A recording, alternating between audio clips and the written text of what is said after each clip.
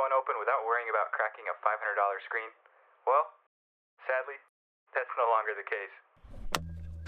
Nowadays, if you flip your flip phone enough, you could damage the OLED, and that's exactly what happened to this Samsung Flip 3. To add to that, the top portion of the screen completely stopped responding to touch, so that definitely justifies getting it replaced. The thing is, these screens can be upwards of $500, but luckily I found one on eBay for just a little over $300, so that'll save the customer a whole bunch of money.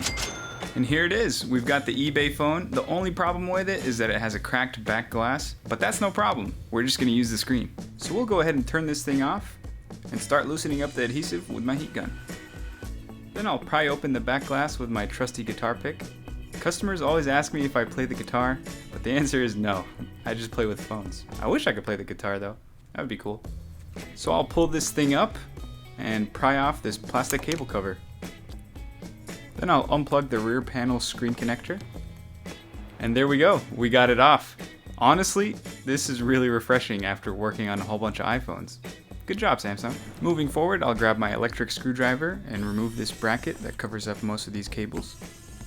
This one only has 2 screws, and we'll peel off this little plastic piece and unplug 6 connections. Then I'll remove the SIM card tray and unscrew 5 more screws holding in the NFC antenna. Then I'll pop that sucker out of there. Then I'll unplug the front camera and take out the last screw that's holding in the back camera. Then this thing just lifts up, and there we go. We're left with a brainless frame and a perfect body, but this will come in handy later. Next, we're pretty much going to do the exact same thing to the customer's phone, so we can essentially do a brain transplant, putting the motherboard from this phone into the eBay phone.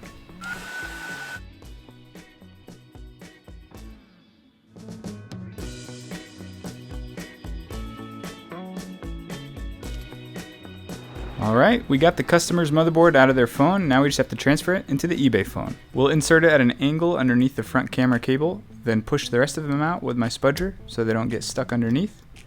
Then we'll just put everything back in place and screw it back down.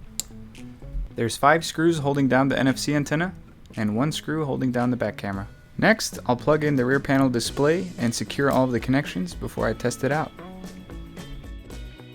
So I'll just flip this thing open and power it on. There we go. It looks like the top portion of the screen is working perfectly fine. So I'll turn this thing off and unplug the rear panel display so I can clean the frame and apply some fresh adhesive. We'll make sure it's squeaky clean and scrape away any remaining glue residue. Then reapply this black tape to keep it as original as possible. Then we'll prep the back panel's double-sided tape using this Tesa adhesion promoter. This stuff works great for promoting adhesion on any kind of double-sided tape. I use it all the time while reassembling iPads or on phones in situations when the double-sided tape is still intact. Basically, you just rub this goo on the tape and it makes it sticky again. Next, I'll grab some T7000 and apply a small bead around the frame. This stuff works great for maintaining water resistance.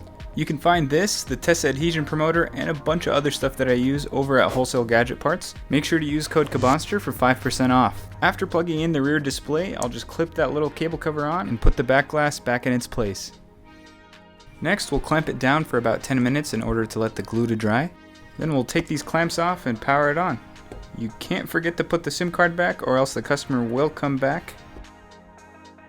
And there we go. Everything appears to be working as good as new.